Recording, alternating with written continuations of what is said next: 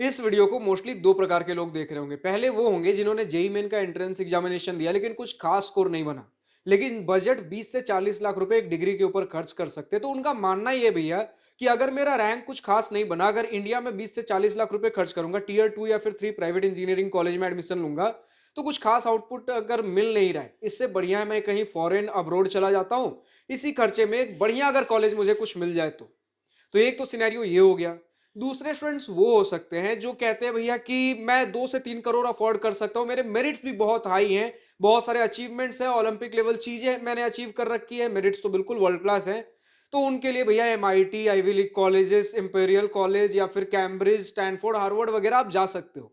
लेकिन आज के इस वीडियो में हम मोस्टली टारगेट कर रहे होंगे, मोस्टली हम बात करेंगे उन स्टूडेंट्स के बारे में जो कि एक बजट कॉलेज मतलब अब्रॉड के हिसाब से 20 से 40 लाख रुपए आप खर्च करने वाले हो, जिसमें डिग्री बोल सकते हो ऑलमोस्ट फ्री होगी। 20 से 40 लाख रुपए यूजुअली आपके कुछ अदर खर्चे या फिर आपके रहने खाने के खर्चे हो रहे होंगे, क्योंकि यार फॉरेन में लिविंग एक्सपेंसेस हाई हैं। कुछ 15-20 लाख के भी ऑप्शंस होंगे, 30 से 40 लाख तक के ऑप्शंस बताऊंगा, जिसमें डिग्री फ्री हो जा रही होगी। या तो इंस्टीट्यूट्स आपके लिए फ्री होंगे, पब्लिक इंस्टीट्यूट्स होंगे, या फिर आपके कुछ स्कॉलरशिप्स के अंदर कवर्ड होंगे।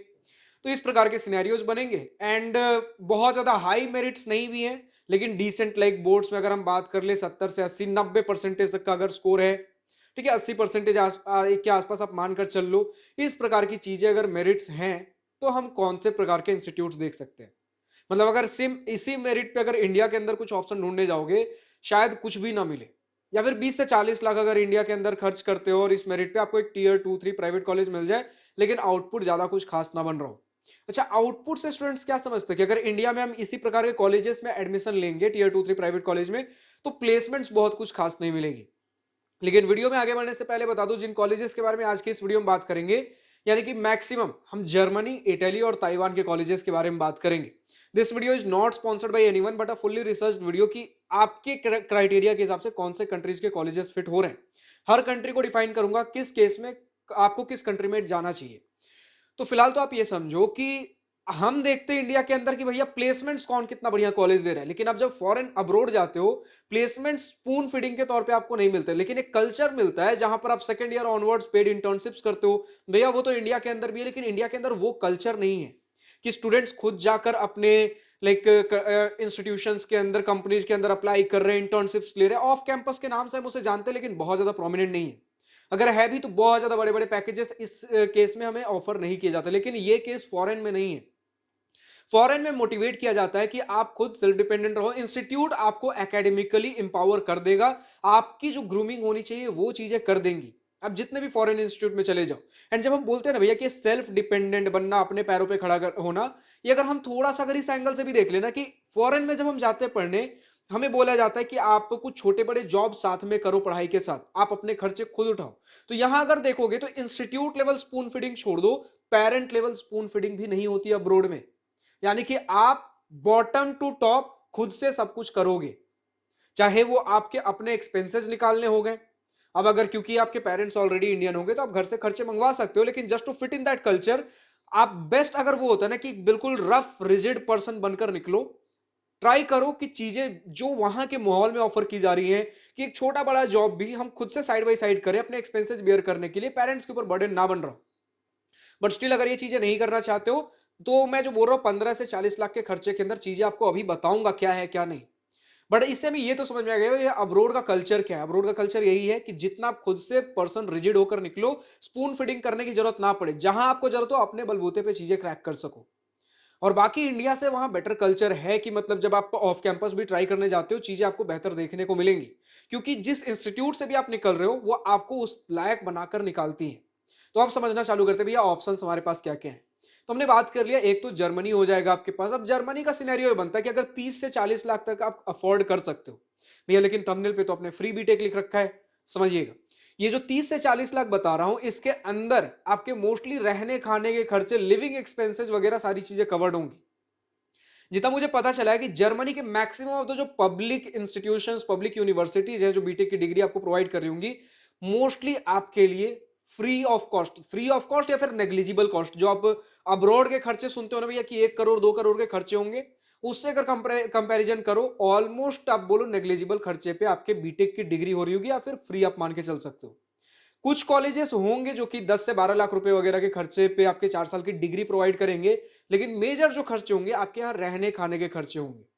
ठीक है, रहने खाने के लिविंग एक्सपेंसेस, आपके कुछ बस फैसिलिटी, ट्रांसपोर्ट वगैरह जो आप रह रहोगे वहां 4 साल अपने डिग्री के लिए। लेकिन जर्मनी के आपके कुछ क्राइटेरियाज हैं। क्राइटेरियाज ये है कि पहले तो मान लेते बोर्ड्स में मान लेते 80% के आसपास का मार्क्स है, तो आपको इजीली मिल जाएगा। इजीली नहीं मतलब ठीक है, डिसेंट तौर पे आपको मिल जाएगा, बाकी जितना बढ़िया आप मेरिट रखो। अब सोचने वाली बात ये भैया कि अगर इंडिया में अगर हम इसी मेरिट के साथ जाते हैं, हमें यूजुअली कुछ कॉलेजेस नहीं मिलते। हमारा एक लॉजिक है ना कि अगर इस मेरिट पे मैं जा रहा हूं तो इस मेरिट या फिर इससे ऊपर के मेरिट पे तो बहुत सारे स्टूडेंट्स होंगे, तो फिर क्राउड तो बहुत ज्यादा होगा, कंपटीशन बहुत ज्यादा होगा, तो फिर इस मेरिट पे कैसे मिल रहा है। तो यहाँ पे कुछ कंडीशंस ये हैं कि आपको जर्मनी आनी चाहिए। इनका कुछ एक क्राइटेरिया होता है, B1 और B2 लेवल, इस प्रकार का एक लेवल ऑफ लैंग्वेज होता है जो अगर आप जर्मनी 6 से 8 महीने सीखो, चीजें आप क्रैक कर लोगे। और इन केस अगर आप किसी एक ऐसे कॉलेज में एडमिशन ले भी लेते हो जर्मनी जाकर, जहां पर जर्मनी इन केस अगर ऐसा कुछ मिलता है, इंपॉर्टेंट नहीं है, बट जॉब में फिर आपको दिक्कत आएगी। तो जर्मनी अगर जा रहे हो इनके कल्चर के हिसाब से पढ़ने, इनके कॉलेजेस में, यहां से अगर आप क्रैक करना चाहते हो चीजें, जर्मनी सीखना मस्ट है। एक क्राइटेरिया ये हो गया। दूसरी बात ये हो जाती है भैया कि यहां पर आपको 13 years of formal educational background होना चाहिए। 13 ईयर्स मतलब आप अपने नर्सरी, यूकेजी, एलकेजी वगैरह को नहीं ऐड कर सकते। इंडिया के अंदर अगर काउंट करोगे क्लास 1 to 12, 12 साल का इसे आप कोर्स बोलोगे।